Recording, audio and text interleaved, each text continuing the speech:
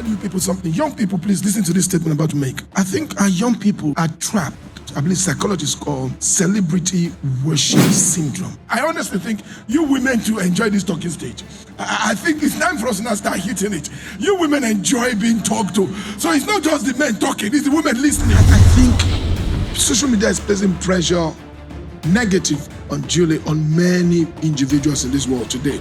Not just couples, even singles. You see, young girls begin to make some demands from men based on what they've seen or perceived on social media.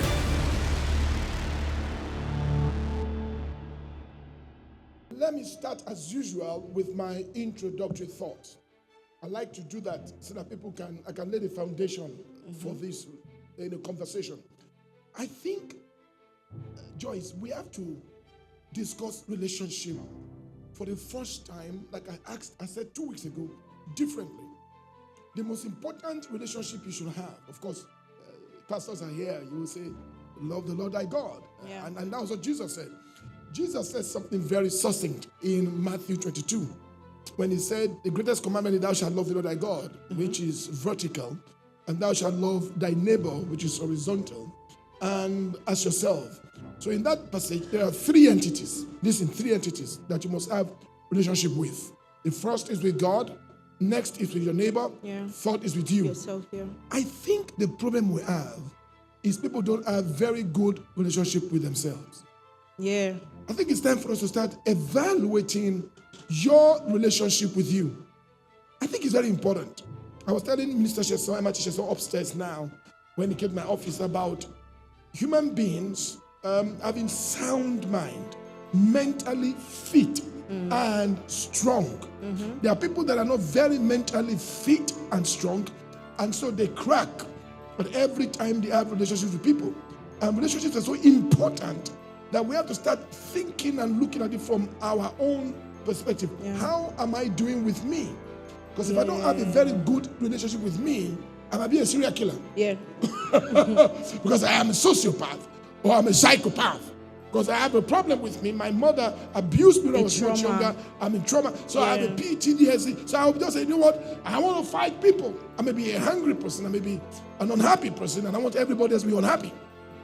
So because the problem is not with the person I'm in relationship with, but the one I have with me is not a very good one. Yeah. Now, just like you know, I can spoil me, I can love me, I can like me, I can abuse me.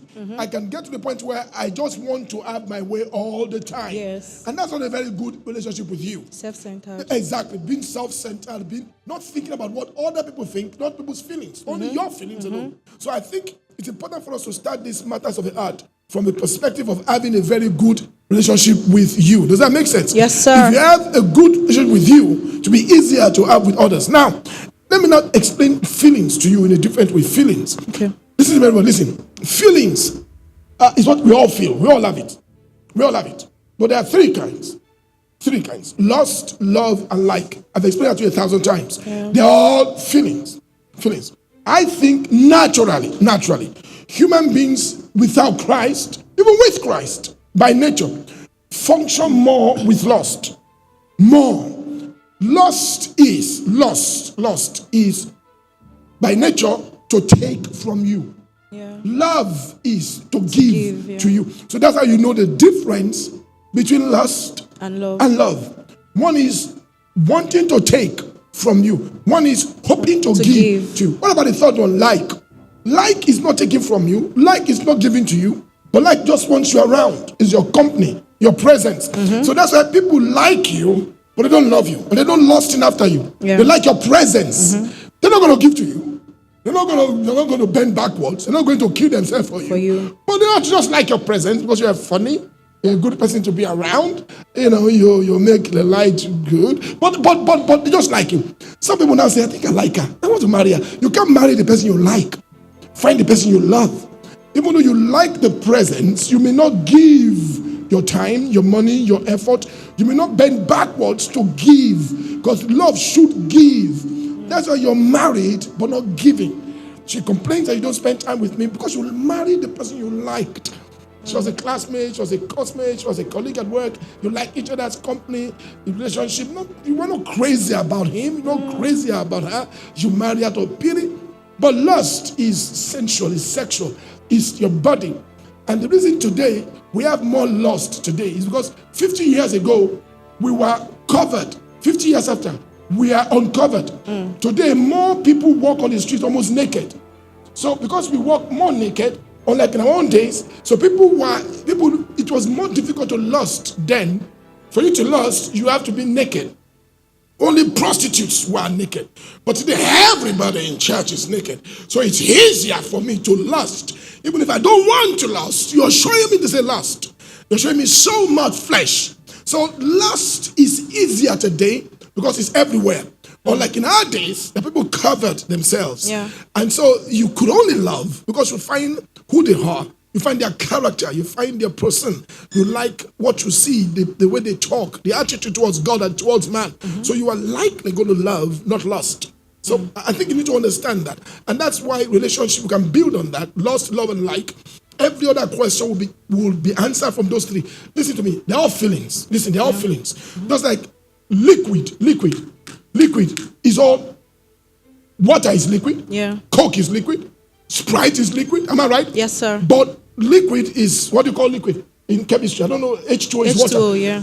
No, H2O is water. Am I right? But they're all liquid. But one can be dangerous liquid, Coke, so much sugar. One can be okay liquid. So also with feelings, they're all the same. But you need to know what kind of feelings do I have for you? Is this a Coke feeling? Is this a water feeling? Is this a lust, like, or love? They're all feelings, but we don't know which one. The content will now determine what the taste. So if all you want from me is to have sex with me, then that's lust. If all you want from me is to give to me, that's love. If you just want to be around me, that's like. But they're all feelings. So feelings, we all have. What kind of feelings? We need to now find out by the content of your feelings and your quest and your thirst. Does that make sense? Yes, sir. Thank you. Thank you so much, sir. So, speaking of lust, yes, it leads to our next question. Sex before marriage is a sin. It is called fornication, right? Okay. It is called by whom? By the Bible. You see, the way he says it is called, your body language gives you up. No. It is called, like I don't agree, but it is I called. agree. The Bible says sex before marriage is what? Is a sin. The Bible says so. Yes, sir. And it's very true. Yes. So in our generation, not this generation, I mean coming down to this generation, we have Christians that have engaged in sexual immoralities before they give their life to Christ. So now they know when it's good and when it's not good. So how then should Christian singles handle sexual expectations in marriage? It is better to marry than to burn. Go and marry. In marriage or in relationship? In marriage. Oh, Christian couples, they will have sex now. That's marriage. You're not married yet. If you are married, I would have given you a class on that. They will marry. They will go and teach themselves. It's for married people. Am I right? So, but for single, it's a sin. You know, you don't have to sample to know if it's good. You don't have to say, "Oh, taste and see that the Lord is good." This is not taste and see. Is that clear? And because you're all adults, you've tasted and you've seen that it's good. So you don't need to taste again to know it's good. Because you just said that the person tasted before. You said the person tasted before. I know how good it is. So just preserve your body to now enjoy it more in marriage. So I think the pressure, let me say something here that probably will astound you all. Globally, most people, especially abroad, and most countries in the world get married between age 18 and 20. Yeah. Some 21, 22. In Africa, especially Christian community in Africa, is ages 26, 27, perhaps 29, 30. So there is a 7-8 years gap that our young daughters and our young brothers and sons really are resilient. They keep themselves holy and hallowed. For those that are keeping themselves holy and hallowed, they resist the temptation. They work hard to say, no, I'm not going to be this virgin as a Christian. Maybe before I became born again, I had sex before.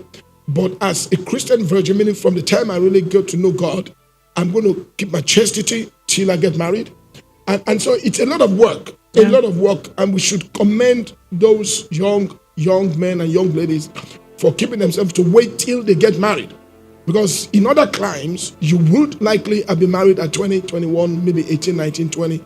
You would have been married. So when I see people in their late 20s still say, look, I'm keeping my virginity, we should commend them, encourage them, and applaud them, and not to try to make them feel that they are not normal. They are normal. Something they are missing. Yeah, nothing is missing. They're normal, but their covenant with God is strong, and that they are obeying the dictates of scriptures to the point where they are resisting the temptations of the body and the flesh. So I think we should commend them. And a few of them are falling, and sometimes because they fall, they don't know how to come back up, and so they stay in that mud and refuse to get up and come to church. I think you should walk away back to Christ. If you have to crawl to get back to Christ, crawl, just find a place to just get out of that mud, get out of that mess, and start all over again. You can start all over again. Yeah. You can. That would be my counsel and my advice to young people. Thank you, sir. A round of applause to Daddy. Thank you. So, sometimes in relationship, people feel they are compatible. They like to be in each other's company. They understand each other. They want to do life with each other. But maybe the man or the woman keeps saying, let's wait for the confirmation of God. And they're already in a relationship. Yes. But they don't know if it is God's will for them to move from relationship to marriage. And they're already in relationship. And they still want confirmation. They are in a relationship. Yes, sir. We need to define that relationship. It's like you saying you are at a dining table, you have your meal before you are eating your meal. So we need to ask you, what are you eating? Appetizer, the main entree, or the dessert? They're all meals on the table. So you can't tell me, well, I want to be sure if I've started the real one. Which one are you doing? Actually, there are only three kinds of relationships that exist. The one we call courtship, which is how Christian community defines serious relationship, courtship. That's the term used in the colonial era within certain quarters, especially the courts of the king. So it's courtship, the court of the king.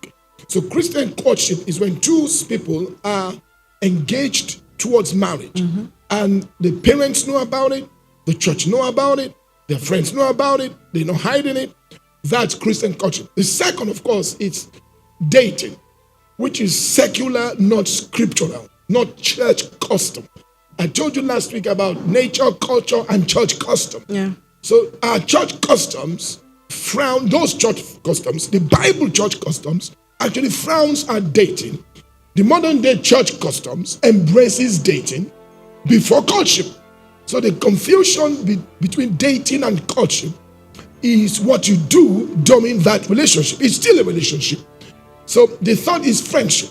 So friendship, no strings attached. In other words, you can be two Christians, you meet each other in church, you like each other, nothing more. So if she sees you talking to somebody else, she's not offended. If he sees you talking to somebody else, he's not offended. But dating is not friendship. It's all three relationships. So dating is taking this to the next level. But not courtship. But you can be dating, because the difference between dating and courtship, according to those that practice dating, is that they don't want the church to know. They don't want their parents to know yet.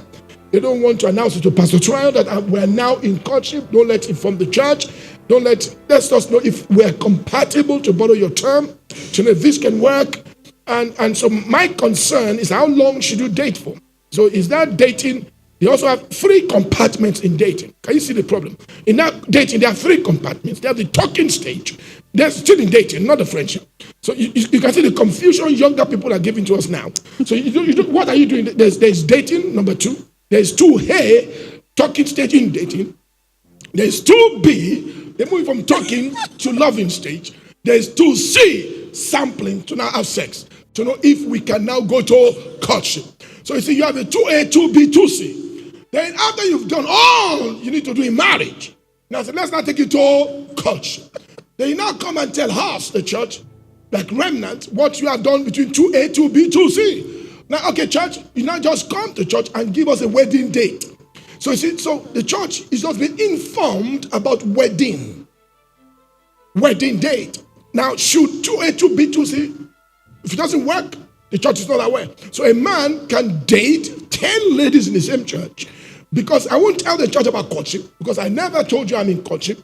I'm still dating. So, but what we do, what the Christian custom and church custom, 1 Corinthians chapter 11, says to us is after friendship, jump dating, go straight to courtship. In courtship, that's where compatibility is known in friendship, not courtship.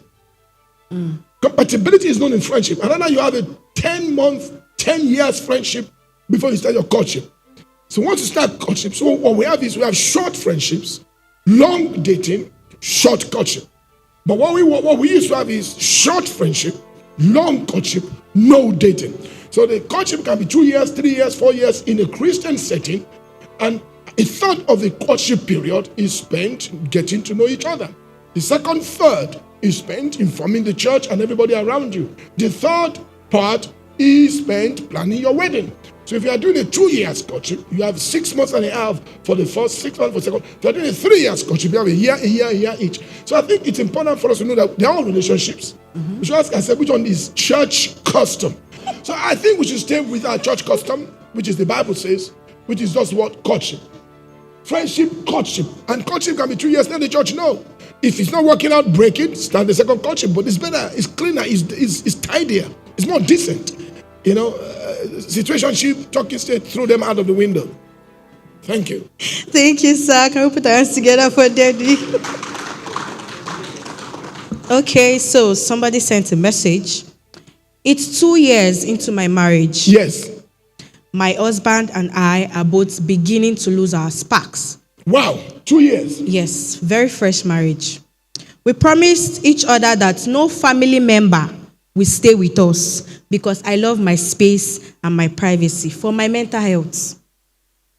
1 year into our marriage, my husband brought his sister into the house to stay with us. His excuse is that she's trying to find balance in life.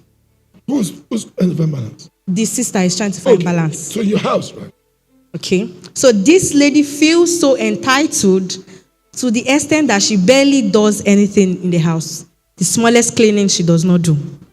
My husband thinks I'm too selfish and sees me as a nag anytime I complain about a nonchalant attitude. What do you suggest I do? He is thinking the woman is against his family. So this lady is from the husband's family? Yes. Now, I think your husband, to this young woman out there who's 2 years into marriage and you've lost your spark, and your husband brought somebody from out, a member of his family, and this is to you out there, I think your husband should have consulted you before. Of course. He will do such a thing. Of course. Because it's not his home alone. It takes two to tango. Both of you own that home. The marriage belongs to both of you. Yeah. You shouldn't just go out there and bring somebody to your marriage, not just to his house. It's your home as well. It's actually disrespectful to you and condescending slightly. So I think he made a mistake by not consulting you. And so because he didn't consult you, that may be why the lady brought in, may be a little bit, according to you, entitled. Yeah. I do not think, I don't want to take a position with respect to nagging or no nagging. I think you have a right to share your thoughts in your home. You have the right to complain. You have the right to how you believe your house and your home should be kept. You have, and this could complicate things and compound affection. Again, attention may be divided from him. Affection may be distorted. So you will not have your spark. The fire will be gone. It will be dim, slightly dim, and after a while it's gone. So it's something important for you to talk. What I would suggest you do is to talk. Communication is not what is said, but what is heard. I think so many times we lose our spark when we stop talking or when we stop communicating. I think it's important for that lady to spend time to sit down with her husband and spend quality time to communicate her feelings. Your feelings about this new lady in her home and your feelings about her spark being lost, your feelings about how he's probably not respecting your views and your opinion on this subject, you need to communicate. Now, when you do that, and if you can attempt to do that, you do that successfully, and you still don't think you've gotten across to him, because I'm sure you can't get across to him. It's your husband, just 2 years. Yeah. So he should be able to know, to hear you. And if you fail to do that, for whatever reason, then get a pastor to counsel you. Get a marriage counselor. Get a marriage counselor quickly before your marriage, collapses. You need to get somebody to help you. But first, attempt to communicate. Don't bottle it in. You must open up. You must talk. You must communicate. You must express your opinion. You must share your thoughts. It's your home. You've invested your emotions into this enterprise called marriage. You've invested yourself into it. You don't want it to just break. You don't want to just sit by and then let it break. You must find ways of talking. That's my thought on that. Thank you, sir. Thank you so much. Okay, so in marriage or in a serious relationship, what's your take on being friend with your ex-girlfriend? Ex-girlfriend? Yes. Being or friends? Boyfriend. Being friends with your ex, yes. And you know that somehow, somewhere, that person still likes you. I think if someone is friends with their ex, it's the person that likes the other person. Because I can't be friends with, I won't be enemies, obviously. We're not supposed to be enemies, frankly. And so we need to define what you mean by friends. If you're close, you're not meant to be close. That's why we call him or her ex. So if the person is your ex, you're meant to just not be close. He's gone, she's gone. So if your current relationship, I assume this person's got a current relationship. Yeah. Because if there's none, then we won't be saying, should I have one with my ex? Because then there's none currently there. So if there's one there and you have an ex, I would suggest you just cut it off. Manage the current one. You should be satisfied with that person. It's very important. Your ex can bring up old flames. You don't want old flames to come up. You don't want old flames. Exactly. And if she loves you, she likes you, if you both of you like each other, it's sad. We must find out why you guys broke. Okay. If you guys broke up because parental influence, your parents, you still like each other, but parents forced you guys to break up, and you still like each other, you didn't break up because you didn't like each other, was because of the parental pressure. Oh, she's Igbo, you are Yoruba. Oh, she's not working, she's not a graduate. And so, but you love this girl. And so you had to bow to pressure. It's not likely that flame will not be there. But if it's because both of you had issues that were irreconcilable and both of you walked different ways, it's not likely you guys are going to come back. Because again, those issues are unsolved. Except those issues were tiny issues that you guys magnified. If there were tiny issues that were magnified, you guys broke up, and then you guys matured. You grew apart, and you found out the reason I broke up with Chinedu was because she shouted at me twice. Now I've matured. I can see that that's not an issue. The reason she walked out on me was because I told my mom that, something about her. And then she just walked out. Now, we love each other. We're both immature. We're both young. We're both unprepared. It was like a fling that became a serious relationship. And so that could still be there. So sometimes we need to find out to treat the problem that caused the breakup. It could be a sickness, not terminal disease. But you made it terminal because you walked away. So you now find out, wait a minute, Panadol could have fixed this. Why did we break up? You get the point now. So you now discover that it wasn't supposed to end up in breaking. That's why old flames come together. But if it is something that was very serious, then you guys won't come back together. Your ex is dangerous if the reason you guys broke up was something flimsy and you guys still love each other. I guarantee you guys may come back together. Okay. Church brothers, please take note too. Sons of Adam and daughters of Eve. Adams. Okay, sir. So, coming to the church brother lane, I'm talking from a church and the brothers outside. It is so, sir, from your experience as a father, as a pastor, as a husband to a beautiful wife, what are the clear signs that somebody is spiritually and emotionally ready to get into something serious, a relationship or marriage? Let's start with your first statement. You don't know the difference between church brothers and which one? And brothers outside that are not in Christ. You don't know the difference? But frankly, I'm surprised that we don't know the difference. We should know the difference. It's when you enter, you will know the difference. But it calls for honesty, deep reflection. We need to really think about it, frankly. But I think you should be able to know a church, a brother from an unbeliever. You should be able to know. I don't know how I can answer that question. I must be honest with you. I don't know how. A brother is a brother. An unbeliever is an unbeliever. So if you are asking me to describe an unbeliever, I'm not one, so I can't tell how they look like. But I know how a reporter will behave. A reporter will be honest, be sincere, be shy, will not be very courageous, will not be very bold, will be a church rat, will not be against God, will not tell you to always fight God. If you see a man who discourages to go to church, who speaks ill always about God and church, these are red flags. And I'm being honest with you, no matter how bad church is, you'll find out that church people will still try to protect church. Godly people will still try to be in God. No matter how terrible, they understand the flaws are just who we are, our natural, our humanity. A lot of our people have intermingled with us, mixed multitude, and so we tend to think we are together because they are in our congregation, but they are not part of us. They don't walk in for God. They speak ill more than they speak well of the things of Christ. They condemn more of the pastors than they even encourage pastors. By the way, give me a shout out to one person in this church today. I want to appreciate, and I want you all to please support me in appreciating somebody. She's going to be shocked. A few days ago, I was praying at midnight, and I was really down, and I was with God praying and asking God to just encourage me. I had a lot on my plate. And somebody text just came in, almost 2 a.m. Just encourage me, say, dear Father, I love you. I want you to know that God is with you. I want to appreciate Deaconess Jumoke Uwagba. Thank you very much, my darling. Thank you. Thank you. I appreciate you. So I called out the following day. I said, thank you. I said, it was even that night, I think. I said, you don't have a clue what this text just did to me. It shows me that God listens to prayers. I just prayed, and then God just answered my prayer. So you see, people need to encourage, themselves. No matter how bad pastors are, encourage them. No matter how bad churches, support it. No matter how terrible things are, be there. We want to know where you are. If you are planted in the house of the Lord, we'll know. So unbelievers are not planted. They come in and go. That doesn't mean they are planted. They walk in, they walk out. Those are planted. We know ourselves. Those that have roots. For you to be planted and have roots is very different. So there are some things they won't do. What has happened is that so many unbelievers have come, so many people that are babies.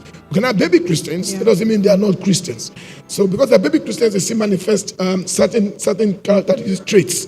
And so they're not growing. They're babies.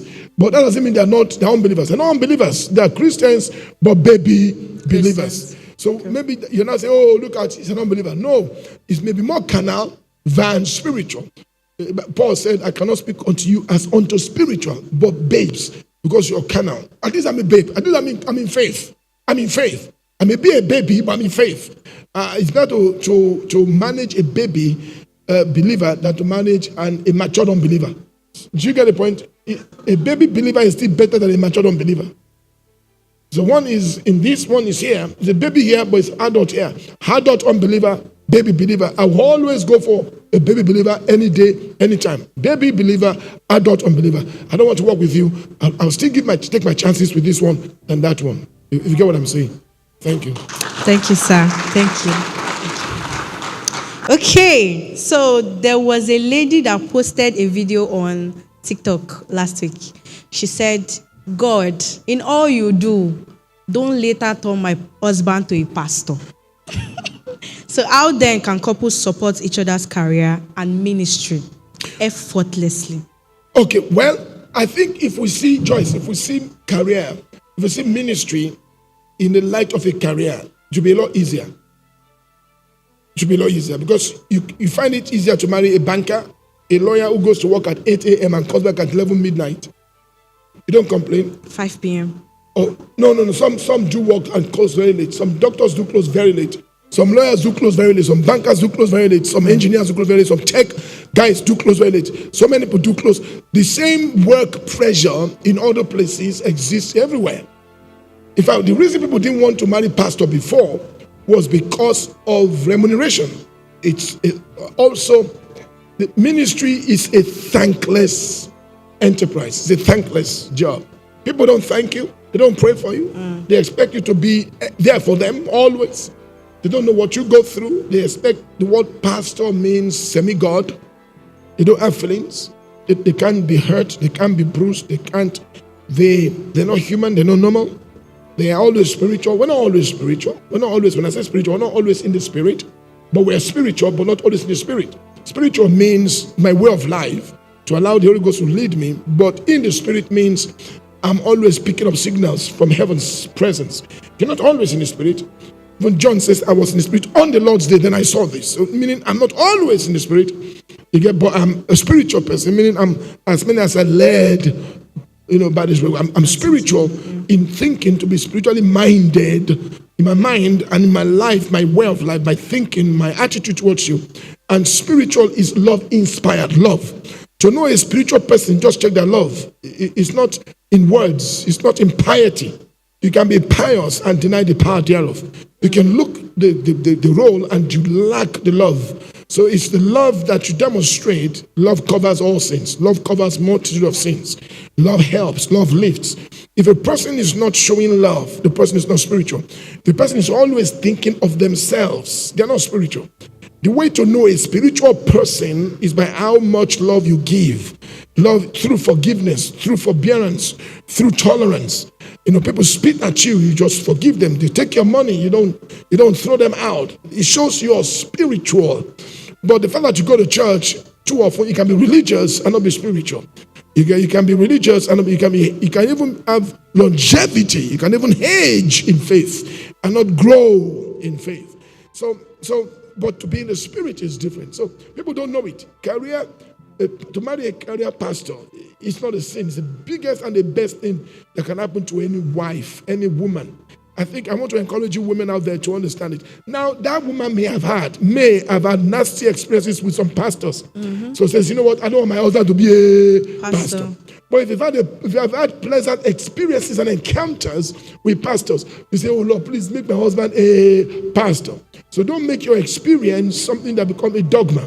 So the fact that you've had 2, 3, 4 pastors abuse you when you were younger, or your father was a pastor who didn't have time for you, was poor, broke, and you were not very proud of your dad, doesn't mean that the man will be like that. Ministry has evolved. Things are changing. Yeah. Different people have different reasons why they don't want to marry a pastor. So find out why that woman does not want to marry a pastor, and let's fix it. Let's fix it for her. There must be something that she's struggling with. She must have a story. She must have something she's gone through that we can fix. That's my honest opinion about it. I'm a pastor, and I'm happy to be one. Back to marriage. So before marriage, there are important conversations couples should have. Yes. But they avoid it. Maybe during courtship. So what do you think those conversations are? Maybe few of the most important ones that should not be skipped. That should be discussed. Yes. Number one, before you marry, make sure you discuss in-law relationship. Don't shy away from it. Don't pretend as if, hey, I love mommy, I love your uncles, I love Don't lie to yourself. If you see the way uncle is talking to you, say, hey, let's discuss. How do we handle our in-laws when we get married? Don't now wait in marriage to say, hey, I just kept quiet before married. I knew she didn't like me. What do you mean she didn't like you? When I came to your house that day to give you something, she snapped at me, she screamed at me. She was going through a bad moment. She had a patch. You can't build a character around 1 or 2 or 3 experiences. You weigh people based on the things they've done for you. You don't look at 1 or 2 or 3 and say they're bad people. Don't do that. That same woman allowed her son to say, that's my wife. Allowed you to come to that same house. Gives you room to spend time with her son. Once or twice she snapped, she was angry, she said, go to the kitchen and give me food. And I said, this mother, she's a witch. She's not a witch. Exactly. So discuss in-law issues very openly and honestly. Okay, I don't want in-laws to come to our house. No, I want in-laws. I'm very attached to my mom. I'm very attached to my dad. Open up and discuss it. Then discuss church membership. Some people shy away from it. They don't like your church. They don't like your pastor. They pretend. They say, when I'm married, I'll drag her out. I'll drag him out. I don't like it. They pretend. I don't want to go to his church, but he's a man. And I don't like that. His pastor. My own church is better than that church. There's no better church. Excuse me? Check the quality of the word. Yeah. It's not ambience that makes a better church. It's the word. It's the word. Because they go to the hospital to get the pills, not to get air conditioners. My doctor may not have a good air conditioner, but he's a fantastic doctor, and I will go there. But I don't want to go to a place where there's ACs, there's this, and I'm paying 200,000 naira for consultation just for the AC I'm using. I'm paying for the AC. I can get AC in my house. You get, and then the doctors are just giving injection. They keep killing you every week. So check the quality of the word in a church. How do you measure a good church today? How do you measure a good church? People don't even know we should use it just like a good restaurant.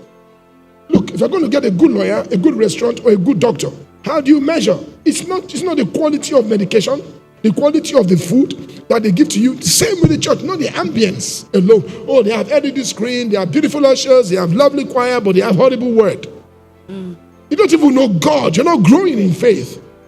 And you're saying you're going to a good church. How do you measure a good church? Oh, I measure a good church by the persona of the pastor, by the charming and the charismatic nature of features of my pastor, by the flamboyance and the extravagant nature of my pastor.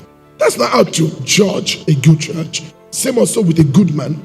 So discuss the church membership, discuss in-laws, discuss school of your children, discuss working abroad. Should we jackpot or not jackpot? Girl may be nursing a jackpot ambition and you are keeping quiet. You not get married. I want to jackpot. I'm not jackpotting. I want to jackpot. I'm not jackpotting. I want to jackpot that. So you begin to argue because you guys refuse to discuss these issues while you are in courtship. Medical complications. Open up.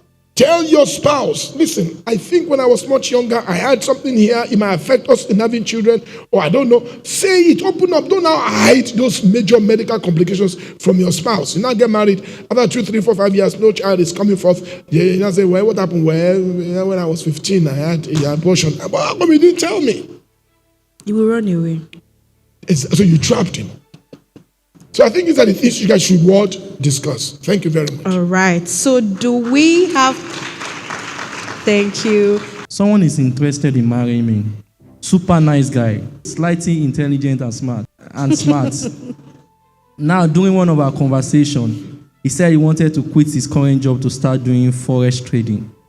Ooh. He think that this thing come off me, and so I will do from him. And he's calling me wicked, saying that forex trading is not bad and doesn't mean it's not a husband material. Please, what's your take on that, sir? This guy wants to marry you. This guy is slightly intelligent. We noticed that word slightly to qualify his intelligence. But he wants to quit his job to focus on forex trading. And you don't want him to do that. And so what should I advise you? Right? Share with him, share your fears with him. Share your fears that you would like a 9-to-5 guy. That's your kind of person. That you want people that you can bank and you can plan with the wages. You don't want people that will be doing businesses that you can't tell when if salary will come, when it will come, how much you guys will make. So be open, be honest, and try to share your thoughts. Again, if you don't want to marry someone that does forex trading, if you say the person is smart and intelligent, then get fact-based evidence or proof why you think forex trading is bad. 1, out of every 10 people that does it, only one of them succeed. 2, the thing is this. So I don't know about forex trading. So you have to go and bring out your points, your reasons. You've got to learn to convince your spouse. You're not yet married. So if you can't communicate with each other now, you must be willing to open up your fears, your concerns, and be able to convince him. And if he convinces you, then you should just go ahead and then give him a chance. You get the point? So I would suggest you try to convince him with facts, with evidences, with proofs, not just emotions. If he says intelligent, I say most women are emotional, some men are logical. Try to bring logic to your conversation. Trying to bring reason to why you think you shouldn't do it. If he's convinced there's money in it, if he's convinced it's his path, you try to unconvince him with facts. That would be my suggestion to you. Yeah. Thank you. Thank you, sir. So we have another question. If we abstain from sex and after marriage find out one of us is not good in bed, but the manhood is not working, what should we do? Now, I don't know who's asking it, whether you're married or not married. Obviously, it sounds like you're not married. Mm-hmm. So these are the things out there. And this lie has been told 1,000 times as reason and premise for people to have premarital sex. We've heard these lies 1,000 times. Oh, how are we sure that when we marry, we'll enjoy ourselves in bed? That means you are not. You see, let me tell you something about people. People don't understand this business of enjoying yourself in bed. A young lady came to meet me many years ago, and she told me that she wanted to, I think I told my wife about it. I think so. She and her husband were not enjoying their marriage because of sex, and that she wanted to start using, my wife was about using pornographic materials to do it. And the husband is against that they should keep working on it. She said they should do it. So, and then they both came to my office to seek counseling, and I told her something that shocked her. I asked, I said, do you watch movies? She said, yes. You see people that shoot each other, yes. I said, do you think they kill each other truly? He said, no, they're acting. I said, good. Do you watch a lot of musicals? Yes. Do you see all those dancers? Yes. Do you think that's... Can you say, I can't do that? Because they say, don't try this at home. Mm-hmm. Do you watch wrestling? You say, yes. You know, I like wrestling. Do you think you can body slam people and do that? You say, no, because they are professionals. Mm-hmm. Do you not know that those pornographic materials you're watching are done by professionals? She went this way. So yes, be careful. I said, that's what they do for a living. That's not who they are. I said, 90% of people cannot do what they do for a living. What has happened is that people have seen this. So I told her to desist. Because those guys are acting. They're not in love, they're acting. Yeah. And that's their job. Mm-hmm. It's like you shooting somebody, that's their job. Don't now say because you see them doing it, you want to now go and practice at home. You will never be happy because they are professional prostitutes or whatever you call, whatever they call them, pornographic stars, whatever. There's a name for them. That's their job. That's their job for a living. They get paid to do that nonsense. So don't think that's normal. They're not normal people. They're not. What they are doing is not normal. Normal people cannot do it. So begin to understand that you can't try to be them because that's not who you are. Yeah. That's just not who you are. That was how the Lord used us to stop that thing. And she agreed. And she said she and her husband will do the normal thing and not try to do the professional thing because they're not professional pornographic stars. That's not their job. Mm-hmm. So same also with people that try to say, oh, I've tried it before. Am I sure I will now marry? It will not be good. Who told you it won't be good? Who told you your husband won't enjoy you or you enjoy your husband? I think you guys are over magnifying the role sex plays. Sex is good, but marriage is for other purposes outside sex. There's companionship. Mm-hmm. There's procreation. There's sex. Don't demean companionship and make sex the primary reason for marriage. Mm-hmm. It's because our society has been heavily and highly sexualized. And everything we do is sex-centric. And so if sex is not there, if sex is not the driving force, we tend to think you can't derive joy. Who told you can't derive joy for 20, 30 minutes pleasure? Out of 24 hours a day, you spend more time with your spouse, the company of your spouse, the presence of your spouse, the comfort of your spouse, the love of your spouse, the affection of your spouse, the attention of your spouse. All those things are solid. The person encourages you, comforts you, you are going to share the rest of your life together. You can't make sex the reason why you say you're happily married. That cannot be the reason. There must be other reasons why people are happily married. It can't be for sex alone. Thank you. Thank you, sir.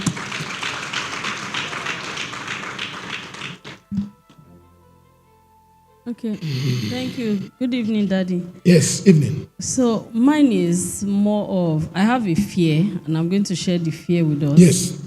And I want to go back to what Sister Joyce said about the brothers in church and the brothers out there in the world. Okay, so I've had about 3 experiences with brothers in church. And in church, not outside church? Yes. And I'm going to share one with us, and I need your advice. And I'll tell you my fear also.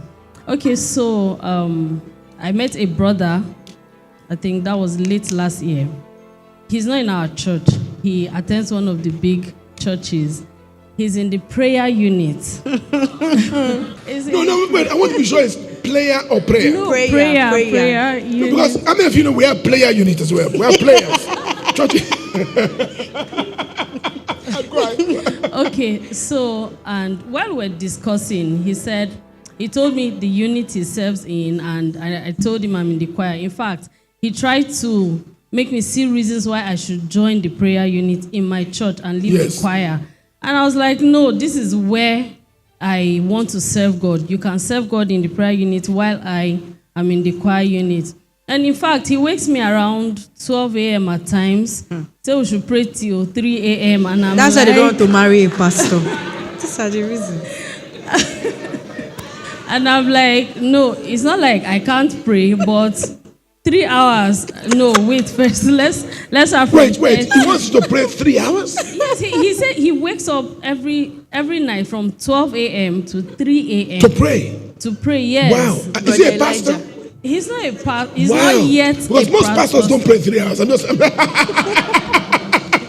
Go ahead. Okay. So he actually said he has a call of God on his head. Okay. And I'm like, okay, this is a good one. Fantastic. Like, my home, it's going to be a Christian home.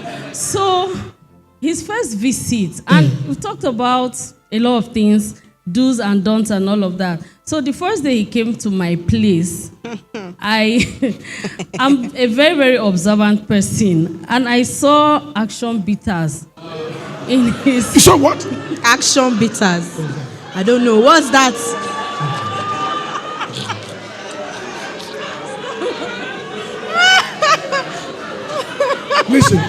Listen. The Bible says, not a novice. I'm a novice. What does that mean? Okay, it's an alcoholic drink. An alcoholic drink. Okay, alcoholic drink. Yes.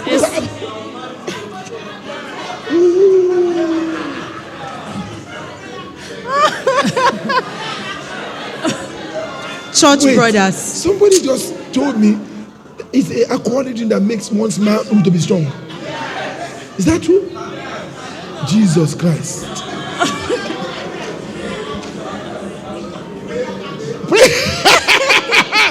Maybe for prayer action. Go ahead, prayer action. Okay. So I saw the action bitters and I pretended like I didn't see it at first. So after that visit, there was a second visit. He came and the next thing he's telling me, I'm going to marry you at the end of the day. So you're going to be my wife. So why not? Let's do the do. And I'm like, wait, but this person prays from 12 a.m. to 3 a.m. He's fixing. Church and brothers. At times, when we are talking, he drops some tongues. You get? Tio. Elder, Tio. As you are talking, he's doing Tio. Can you imagine? Okay, so at this point, someone actually introduced him to me and said a lot of nice things about him to me. And I'm like, okay, let me give it a try. And I discovered these things. And Daddy, in fact, there is something he did that really, that is giving me this fear not to even give it a thought. I told him, okay, I have a secret. There's something I don't let out to just anybody. So you told him? I told him. And you heard it outside? I heard it from his friend. We went out on a lunch date and his friend came along with him, His friend came along with him to persuade me. And I told him, I said, okay, this stuff. I asked him, like, this thing, is he aware? I was like, no, just you can tell him. And to his greatest surprise, when I mentioned it to the friend, I was like, I know, he told me already. Can you imagine?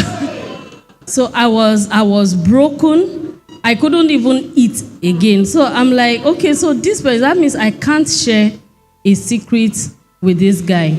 Okay. And now comparing him now to the outside world. Okay, so there's this other one. He's just a church goer. He's from a Christian home. But we have had this discussion.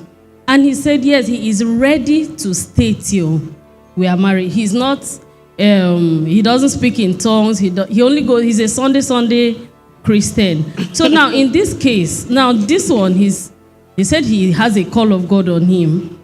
And he's leading me this way. And this other one, he's ready to wait, and he's, in fact, I'm confused. Okay. I'm confused and I need your appreciate advice. her. Appreciate Favor. Favor, thank you. I want to thank her for being open to us. Yes. Let me appreciate her for being open.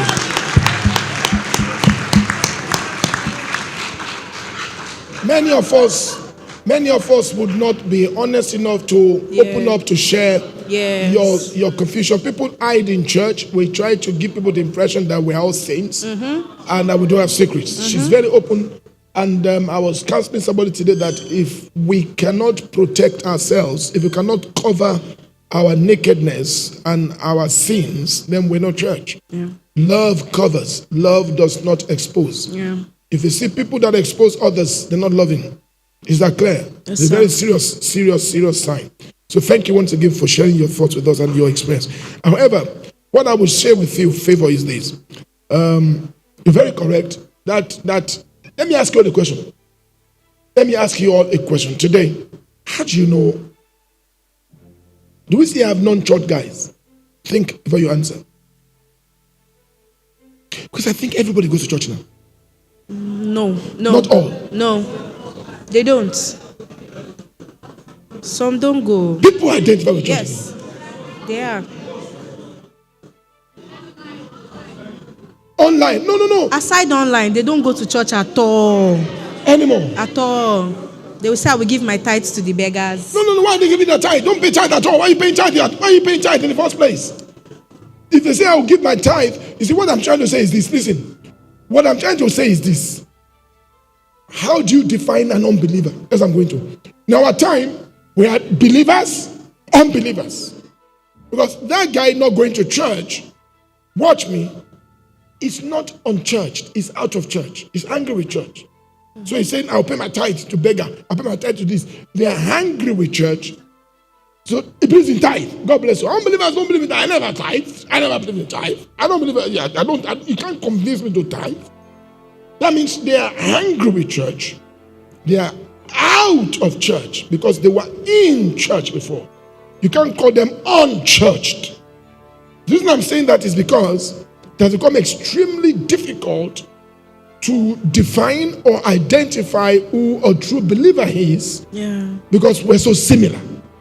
Exactly. And so for those that we say an outsider, a regular Sunday believer, like she said, so you're asking yourself, who should I say yes to, by the way? How do I now know a Christian? I want to marry a child of God. Who is a child of God? Everybody. In fact, today, Hyper Grace preacher will say, we're all children of God. We're all saved by grace. So we need to now start looking at what the Bible says, by their fruits we shall know them. You've just seen the fruit of that guy that you call action beaters. Brother Elijah. That's why I asked you if that guy was a player or a prayer warrior, so because there are different units in church, and so for him to let you know he prays from 12 to 3, that's just to disarm you. I know what church girls want to hear that will make them let down their guards. Yeah. I will say all the right things to let them let down their guards, become relaxed, and then I strike. I know I can't strike you if I don't use the church phrases. Yeah. So, and I know that you will never wake up to pray 12 to 3.